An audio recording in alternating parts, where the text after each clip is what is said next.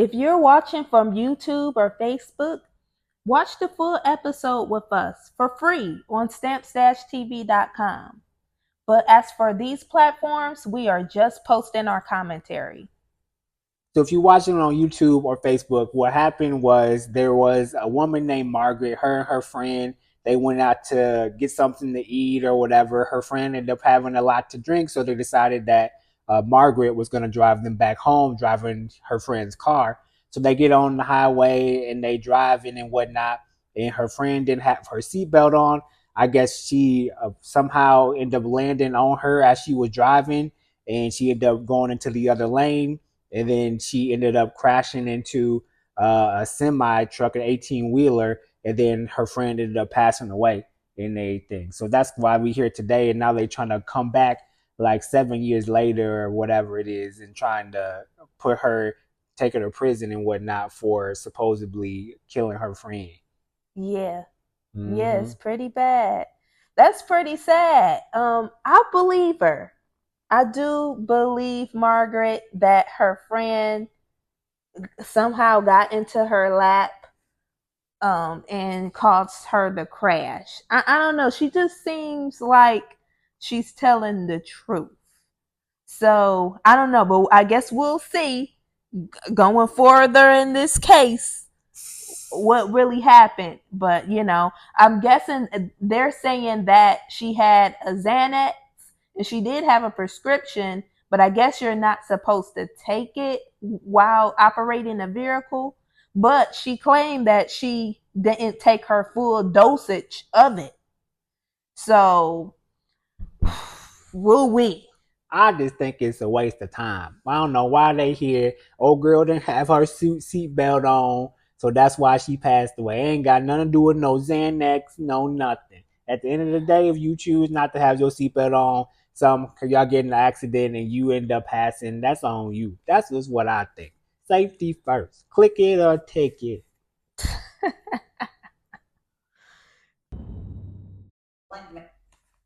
Ooh. Well, what you got to say about all this? It's getting down to the nitty gritty, y'all. So they went down her history, and she was prescribed the prescriptions because of all of the pain that she went through in her past, from a spinal cord injury as well as anxiety because her fiance committed suicide and she found him, as well as having a stillborn child. Was the first time she was ever prescribed drugs and whatnot. So she been through a lot. She been through a lot, and she needed. I guess she feel like she needed the drugs to get her through. So she would take them often, but they want to lock her up because of this. Yeah, it seemed like it was just a small percentage, though. It wasn't like it was she was on all of them all at the same time in the fullest capacity or something. So, like I said, it just seemed like from what we've seen thus far, because he went to go see a doctor and he kind of explained some of the injuries from the autopsy and everything. It just seems like everything boils down to her not having the seatbelt on and everything else, and so hey, what can you say? What you got to say about that scene when the granddaughter is frustrated that the attorney is asking, the victim what's going on and her history about her husband and the stillborn and all of that. How you feeling he about just her? he just trying to do his job to Mm-hmm. understand why she had to take the medication and what it stems from. If he don't do that and they get in court and he don't know what's going on, it makes him look bad, like he said. So, hey, I don't blame him for asking her to leave. What you think? I feel it. I feel it. This is not the time to be all sensitive. He got to get down to the nitty gritty so he can get her case together. It's true. And It's if true. and if you too sensitive about it, Deuce is my. This What? is her life on the line. It's true. It's true. So now Margaret is saying she don't remember the wreck, and she don't remember that her friend fell into her lap and that she couldn't get her off of her, and that's the reason why they got into an accident. Now she don't remember. I mean, in her defense, it was some time since all this has happened. I think it's been like 7 years at least. So I give her a little, you know what I'm saying? I give her a little something, but I don't know. It seemed a little fishy. That should be something that you should remember, kind of Yeah. distinct, considering it's one of the main points that we going with. But I mean that does make it seem like what really happened. Are you really telling the truth? Because I would just, with something as crazy as that and trauma filled as that, I would think that you probably would remember that. I don't know. This is getting a little bit strange. yeah, I mean, at this point, don't ask her to come on the stand because she's not gonna remember it, and that's just gonna make her look bad. So I don't know. Keep her Ooh. on the sideline. And the Poe attorney, he about to lose his head because he trying to build a case here, but you can't build a case if the person keeps switching their story or anything like that. So come on, what really happened? I feel I'm it. gonna need you to dig, honey. What can you say? So Margaret has been given a plea deal Mm-hmm. of no jail time and a misdemeanor. So, but because I guess somebody, a part of the persecution team died of COVID and he was a witness. And so now that he's gone, they're coming back with this plea deal. Mm-hmm. Okay, but they still got to tell the deceased person's family about this plea deal in order for it to go forward, and if they object, they have to go to trial. Mm-hmm. So what you thinking? I mean, hey, it's a win for her, if they do accept. But I still think that at the end of the day, if she would still have a good case in court, going to trial if they had to do that. So I think she good either way it go. But the fact that she's not really facing jail time potentially with this plea deal, I mean, hey, that's cool, and you ain't gotta have nothing on your record. I feel it. I feel it. Ooh, I think it's a really good deal, like a misdemeanor with no jail time. I mean, this seems like a miracle. Yeah. But I don't know. I kind of feel like she could go to trial and fight and get off scot free, But I don't know. What you think she should do? I mean, it just depends. If she's just ready to be done with it, then just take the plea deal and go about your day. But I mean, the reality is that unlike some of the other ones we've watched, she's not like a young woman who's got a whole life to live. She's kind of older, lived her life a little bit, so I'm pretty sure she's just ready to be done. You know what I'm saying? So, what you think? I feel it. I think she has a really good chance of beating the case. Yeah, I feel it. But if she don't beat it, that's 10 years to life. I feel it. So you would think that the plea deal is just the way to go.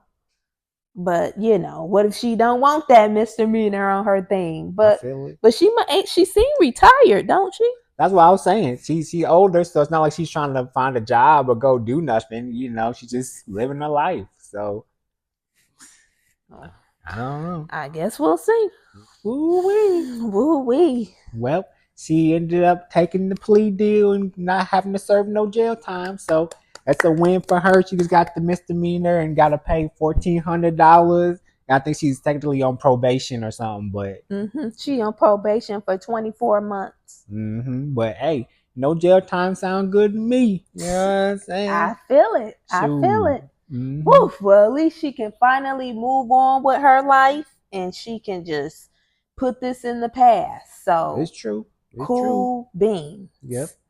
Oh, y'all, it's crazy out there. I don't know why the jurisdiction systems be coming after people when it's coming after people who really didn't do anything, like purposely having accidents, when people die in accidents. Why won't they go after, people who actually are committing crimes? I don't know. It's a great question. It just seems like they just try to put a name to any situation just to sue somebody just to do it. I don't know. It don't make no sense to me. I agree. This is probably one of those moments where you really do feel like, why aren't they using their resources to actually go after the people who are actually killing people and doing the drugs and selling, whatever. Like, why aren't they going after those people instead of trying to come after an older woman who was just trying to bring her friend back home? So it's just kind of messy, but it also does seem like it's a lot of these smaller towns that be trying to do these things to these people just to, I don't know, reach their quotas or whatever the case is. You wouldn't see that happening in a bigger city. So I don't know. I feel it. Yeah. I think maybe, maybe it makes the town money. I don't know much about the jurisdiction system all that much, but maybe it they make so much money off of the prison system, and they need bodies and they do whatever to get some bodies up in there. That's pretty evil. That's working against justice, like, come on. Our jurisdiction systems are here to help us to keep our communities safe, but instead they're being used as a money grab. So it's really, really quite disgusting. It's true. So what can you say? Thanks for watching the show with us, and we got some more to come. It's true. Go to stamps-tv.com if you're not there already. There's so many shows on there, full seasons. Go check it out now. Yep, and while you're on there, as always, go ahead and visit that Shop Stamps Apparel tab. We got great t-shirts, crew necks, hoodies, all different types of stuff on there. Always get great prices. Just for you to go ahead and get you a little something, represent Jesus Christ everywhere you go. So go ahead, check it out, and get you a little something. And go check out Stamps Essentials on the website. Click that tab. So much to offer. Our best seller is the hair grease. You're going to take that hair grease and you're going to put it on your hair strands. But before you do that, you need to wash your hair and you need to apply a leave-in conditioner. Then you put that hair grease on and it's going to lock in all that moisture, okay? Whoa, whoa, whoa. Next thing you know it, you're going to see that your hair is longer and fuller because it's nice and moisturized, so it's not breaking off as much as it was before and all that. Go get you some of that hair grease. And also take that hair grease and put it on your scalp. It's going to lubricate your scalp and feed your hair follicles so you can produce better quality hair strands and keep that scalp nice and moisturized. Check out that hair grease. And check out our whipped shea butter. No, I'm not wearing no foundation on my face. I'm wearing Stamps Essentials whipped shea butter, okay? It get me right, get me tight, keep my skin nice and moisturized, keep me nice and even toned, give me a nice little glow. It's the whipped shea butter from Stamps Essentials. And then we got 2 new products on the website. The Stamps Essentials Leave-In Conditioner Moisturizing Mist, which moisturizes your hair. It uses aloe and water and a blend of oils to moisturize your hair deeply. Come on, it's the bomb. Have your hair nice and soft and conditioned. And then secondly, we have the Stamps Essentials Hair Growth Oil. It's a blend of 6 oils that will get you right, get you tight. Put it on your hair, let it go into your hair follicles, and it's going to help you to produce new, stronger hair at a more rapid pace. With them 6 oils, honey, get you right and tight. And don't forget our hair extensions, which can be used as protective styles, and also our press-on nails. Go check it out now. We out. See y'all.